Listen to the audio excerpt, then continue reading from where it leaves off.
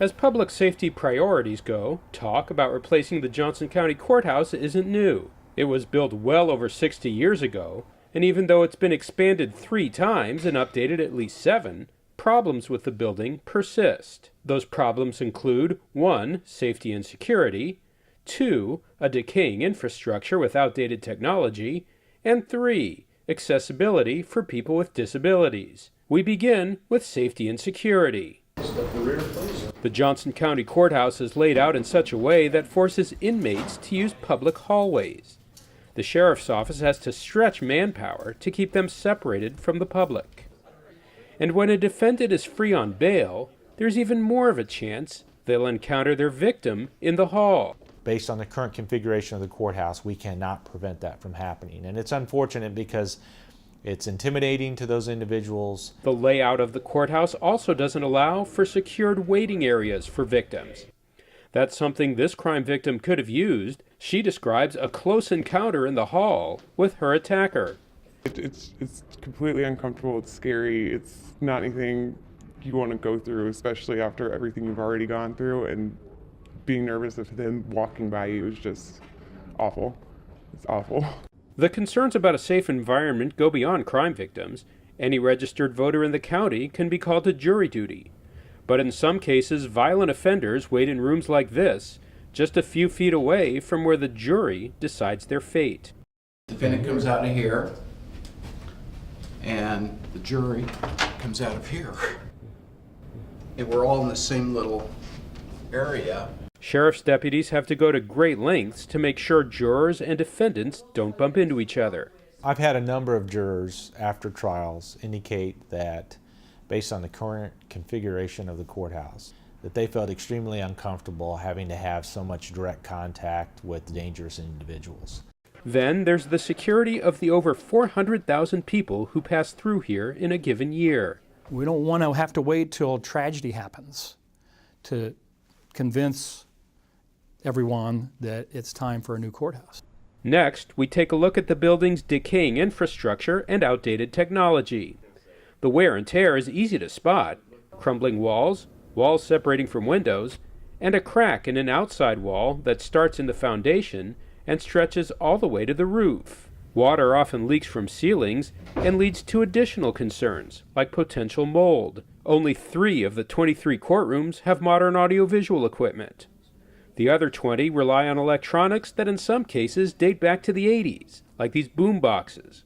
If a new courthouse isn't built, the county would have to do a major remodel to bring those 20 courtrooms into the 21st century. You basically have to gut it all the way down to the pillars and columns before you can put in the technology and run all the cabling and wire. Finally, we take a look at the courthouse's problems with accessibility. The vast majority of courtrooms in this courthouse are not set up to allow a person with disabilities to come into the courtroom and testify. Most doorways are too narrow. It's hard for someone in a wheelchair to wheel themselves through without smashing their fingers. This man had to balance himself on his crutches while he opened his own door. We don't have enough space to have a ramp. We don't have enough space to cut down the jury boxes and make them flat and expand them. As part of a new public safety initiative, county leaders are also proposing a new coroner facility. I've been involved with the coroner's office in Johnson County for about the last 20 years.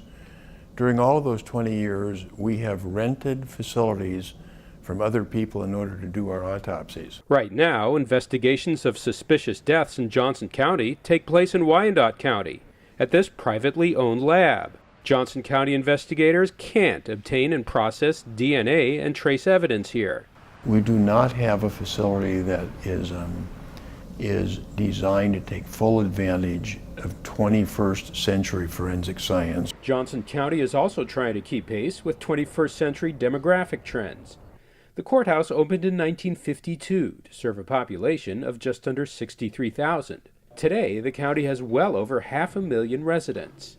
The county's public safety proposal looks like this. A new courthouse would have 28 new courtrooms, and a new state-of-the-art coroner facility would be built at another location. The new courthouse would cost approximately $182 million and could be built in 4 years. The new coroner facility would cost $19 million. If a new courthouse isn't built, expanding, renovating, and updating the existing courthouse would be much more expensive, $216 million versus $182. An already old structure would keep getting older, and the cost of maintaining the aging infrastructure would keep piling up. Accessibility would improve but remain very limited, and inmates would still be moving in public areas. You're literally shaking. It's not comfortable. I wish that he would be off to the side so we're not walking through the hall where I'd have to see him.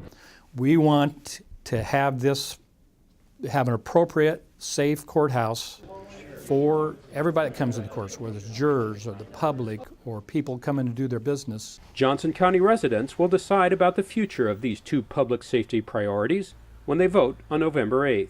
For Johnson County Government, I'm Eric Schultz.